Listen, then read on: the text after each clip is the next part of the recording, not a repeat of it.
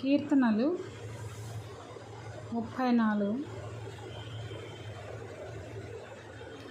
మేలు నొందుచు అనేక దినములు బ్రతుకు గోరువాడెవడైనా ఉన్నాడా?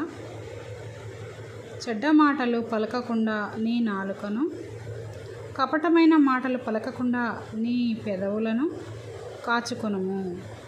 కీడు చేయుట మాని మేలు చేయుము. సమాధానము వెతికి దాని వెంటాడుము. యెహోవా దృష్టి నీతిమంతుల మీద నున్నది. ఆయన చెవులు వారి మొరలకు ఒగ్గియున్నవి.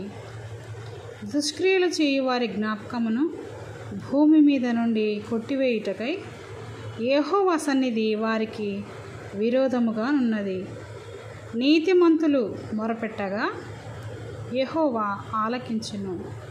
వారి శ్రమలన్నిటిలో నుండి వారిని విడిపించును.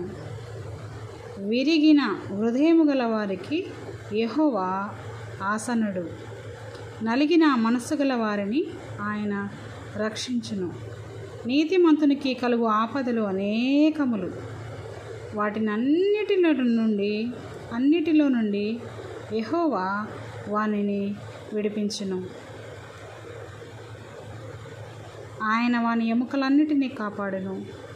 వాటిలో ఒకటి అయినను విరిగిపోదు. చెడుతనము భక్తిహీనులను సంహరించును.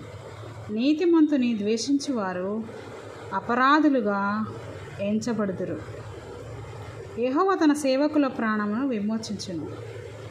ఆయన శరణుజొచ్చిన వారిలో ఎవరునూ అపరాధులుగా ఎంచబడరు. మీకు నచ్చినట్లయితే ఒక లైక్ చేయండి.